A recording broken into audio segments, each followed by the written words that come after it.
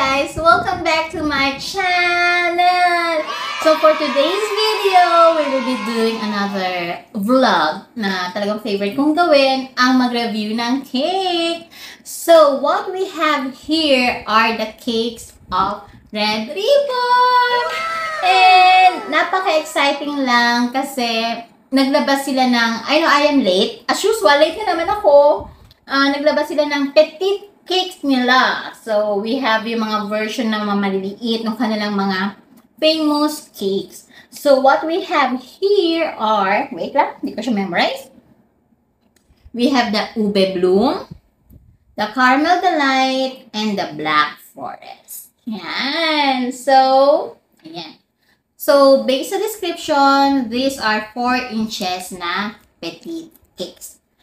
And, sa prices naman nila, very affordable. Kayang-kaya ng ating mga bulsa. Because it's only, it only costs 250 pesos each. O, diba? Kayang-kaya, mapag-ipunan. And makakatikim ka pa ng masarap nilang cake. Actually, Black Forest and Ube, natikman ko na. Except for this one, yung caramel na, hindi ko pa siya natitikman. So, today I'm excited dahil alam niyo naman favorite kong gawin lagi ang mag-review ng cake. So, huwag na natin patagalin. Let's eat. Actually, di ba sabi nila 4 inches? So, right now, hindi ko dala yung mahiwagang ruler. I am so sorry. Pero, meron tayong metro. Ito ang available kasi dito. Tayo ay nangangapit bahay. Okay, so yan. Sabi 4 inches. So, nung sinukat ko yan kanina, it is 4 inches. O, diba? 4 inches talaga siya. So, tingnan lang natin yung height. So, dito, kapag personal mo silang makikitang tatlo, magkaka-height sila. So, let's see. Nasa 3. 3 inches yung height niya. Yan. 3. Yung iba lampas lang ng isang guhit, 2 guhit, tapos try this one. Caramel. Yeah. Nasa 3 inches sila. So, hindi ko sinama yung mga top, nila ha. So, we have flour here. Edible siguro yung flour. Icing. Let's see. Okay. Let's taste this. So, unahin na natin Caramel Delight.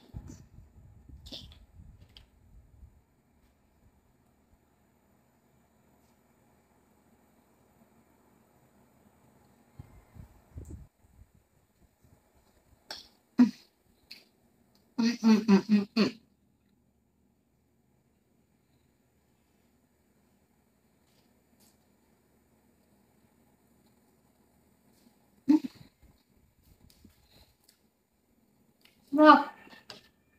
Goods. Okay, next natin yung ube.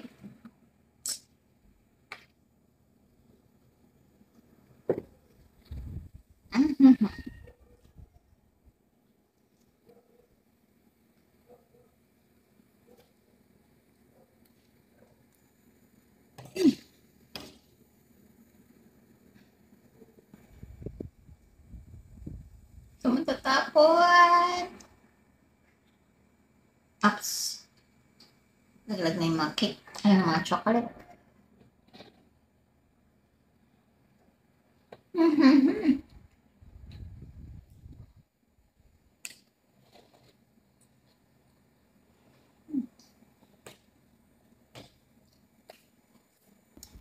Okay guys, so natikman na natin yung tatlong petite cakes ng Red Ribbon.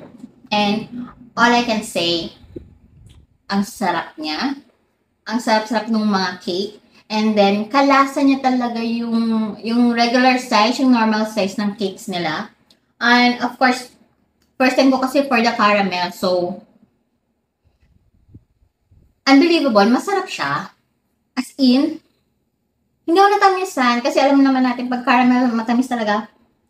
Pero ito, swak lang. Swak lang sa panlasa ko. And ayan, tinikman ko lang isa-isa. Bawat isa, ayan. Isa-isa, bawat isa, no? Ayan. All I can say, guys, is sulit ang 250 pesos nyo.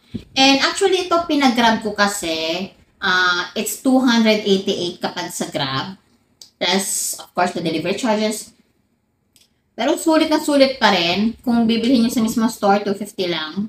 And maganda siyang pangregalo, as in, pangregalo. Kung gusto mo lang ng cake, yung gusto mo lang tumikim, gusto mo lang kumain.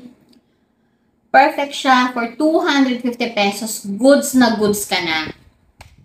And matitikman mo pa bawat flavor.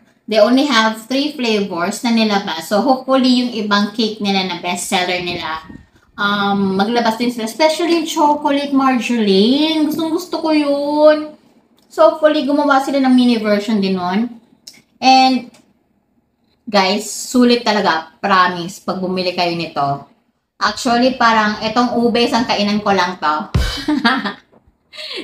Gusto ko yung lasa ng ube cake ng Red Ribbon. And of course, Black Forest, ang pambansang cake sa mga nanliligaw. Ayan.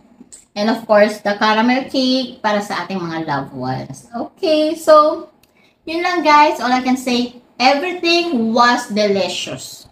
As in, promise. Walang tapon, walang sayang. Magugustuhan nyo sulit for 250 pesos.